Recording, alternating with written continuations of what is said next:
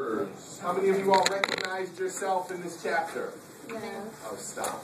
I was kidding. You all saw some tendencies? You all saw some tendencies? Okay, fair enough. Fair enough. Thank you for being honest. There's a difference between a tendency and a disorder. You all do know that, right? A disorder is a clinical diagnosis. A tendency is falling short of the diagnosis but having some characteristics of thereof. All right? Okay. Defining a mental disorder. What's a mental disorder?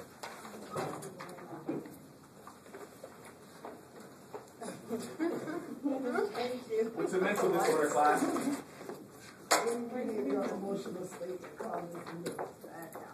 Okay. All right. All right. What else? What else does the slide say? What else? Sounds like a wonderful, wonderful question for the final. The 4 or 5 characteristics of a mental disorder are 1 bullet, 2 bullet, 3 bullet, 4 bullets. The 4 primary characteristics of a mental disorder are 1. What's number 1? 2. Self-destructive. Okay. 3.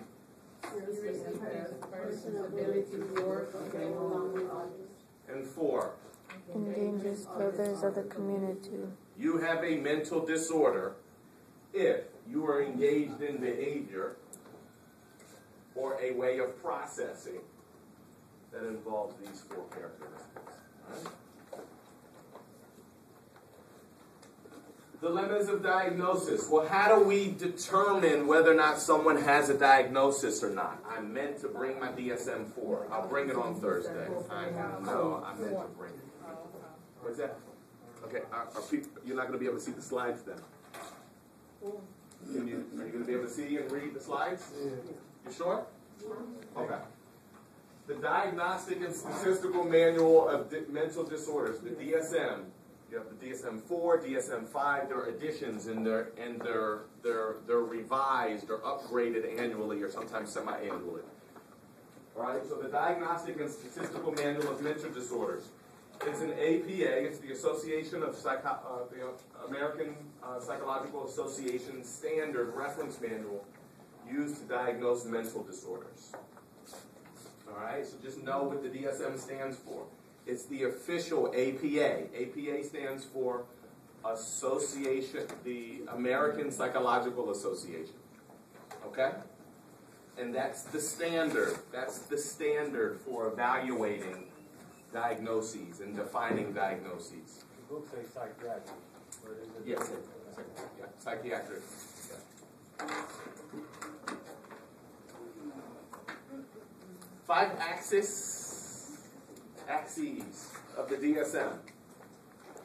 The first axis is, this is how we evaluate someone. This is how the DSM was looking at Professor Morgan. The first thing that the DSM would evaluate would be the primary clinical problem. What's the presenting problem or the primary clinical issue?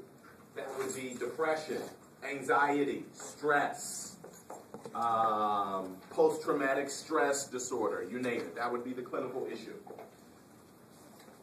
Number 2, the aspects of the personality likely to affect a person's ability to be treated. Are there any personality dynamics that may get in the way of treatment? They're neurotic. They're combative. They're psychotic. They're anything else? Personality. They're angry. They're avoidant. They're antisocial. Okay. These are so clinical. Personality. Number 3 would be general medical conditions, diabetes, liver cancer, pancreatic cancer. These would be the medical conditions that are affecting the person that we are trying to come up with a diagnosis for. All right? So first we have clinical. personal, and then medical. Poor Myra. Poor Myra. I feel so bad. Good gosh. I'm like,